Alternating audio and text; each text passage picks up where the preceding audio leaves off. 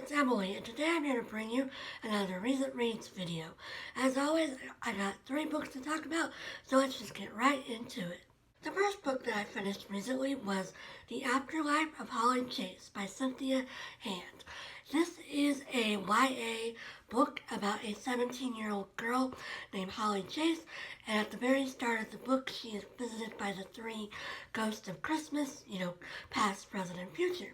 But instead of, changing her ways, she continues to be her typical Scrooge self, and shortly after the ghosts visit her, she is killed in an accident. And after her death, as part of her penance, she is forced to be the ghost of Christmas past for Project Scrooge, which is the company that does the visits of the ghosts into the present day, basically. And so Holly does this role of Christmas past for several years, and in one year, the Scrooge for that year is a very wealthy young man who is also 17 years old, named Ethan. And Holly is not aged at all, of course, since she's dead, so she still looks like she's 17 years old. And she becomes very interested in Ethan and decides that she's going to break the rules and get to know him directly, and they begin a relationship, which she's trying to keep hidden from the people she worked with at Project Scrooge. So it's a love story, but then it's also as you might guess, a sort of modern day version of A Christmas Carol. So Holly does undergo some changes throughout this year that we follow her, because they work on the visit for a full year.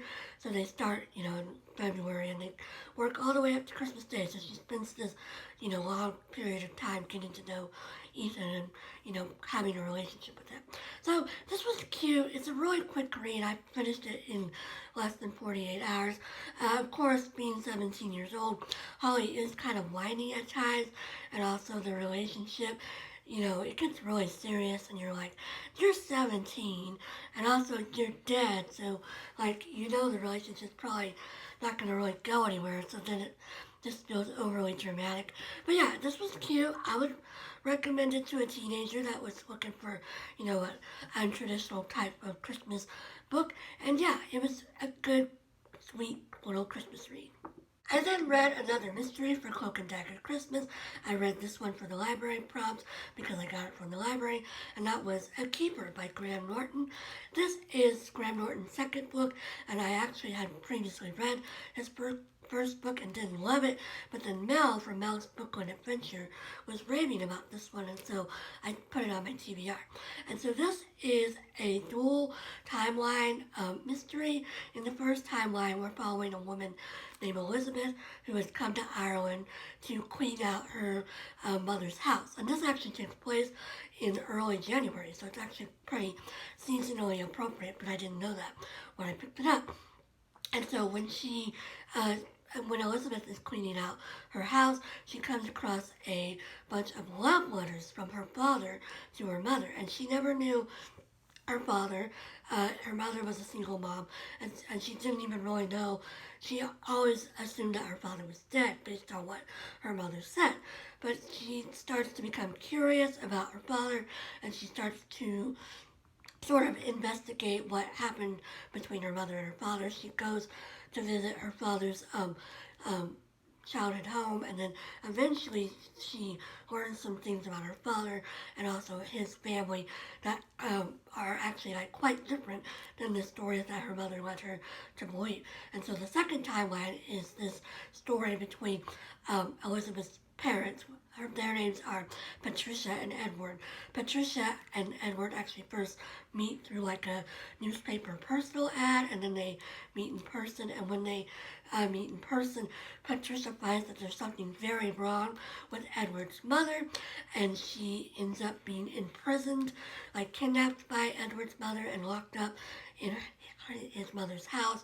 And we find out that there's a reason for that, and we discover that Edward has a past life, and so and his mother is trying to sort of rectify the mistakes of this past life by kidnapping Patricia, and you discover why that's necessary and why the mother thinks it's necessary, and then eventually you see how Patricia escapes and how that affects her relationship with Elizabeth's father, and it's actually a pretty depressing book just because Edward's mother, and I can't think of her name right now. I want to say Lillian, but I don't think that's right.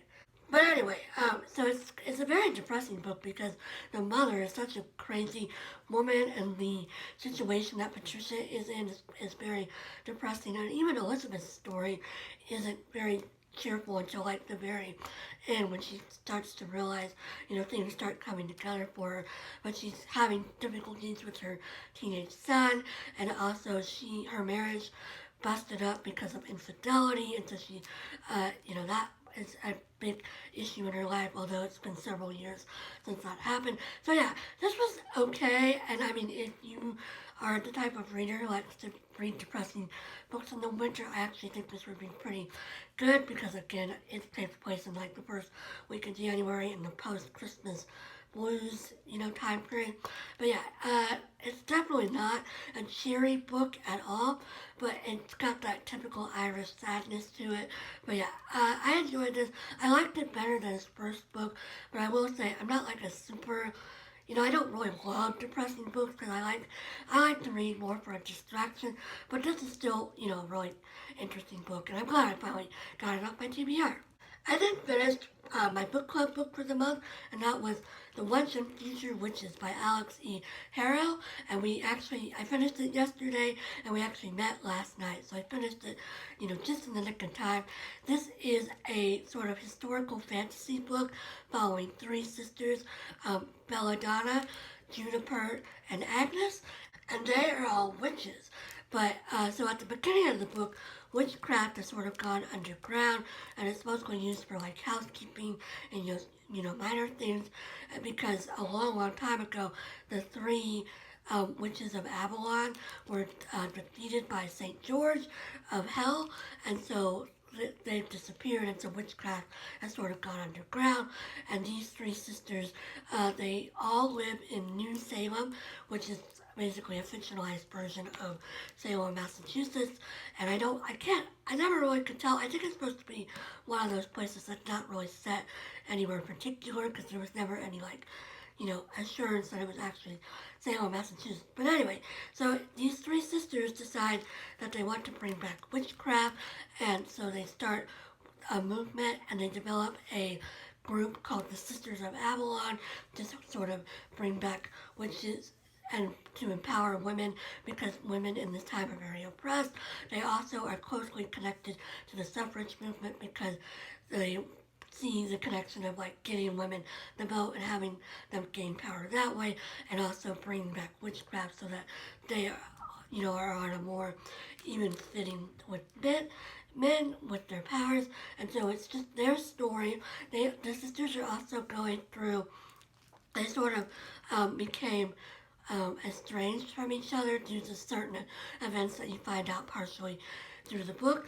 And Juniper in particular is very resentful, because both of her sisters, she's the youngest sister, and both of the older sisters left her with her father, who was a very wicked man, and she actually is running from the law due to things that happened when she still went with her father. So it's just a very interesting historical fantasy book about witchcraft, about, the power of women, about the power of sisterhood, both, blood sisterhood and also friendship sisterhood.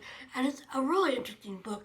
The three sisters are defeating this corrupt politician named Gideon Hill, and you become aware throughout the book that Gideon Hill is not who he seems, and you learn his history a little bit, and then the sisters eventually, in the last battle, they have to work to overthrow him. I'm not going to spoil anything for you, but it is a very interesting story. I definitely recommend it. It's, very exciting. I will say this book seemed a little long to me because it's over 500 pages. I feel like some of it could have been cut out. But yeah, it was a really interesting book. And I did want to mention that there is lesbian representation in here. One of the sisters has a relationship with another woman. So yeah, if you're looking for a good lesbian representation book, I would recommend this. So that's all I've been reading lately. Currently, I'm still just reading my Christmas collection for the month since I just finished the Once and Future, which is yesterday.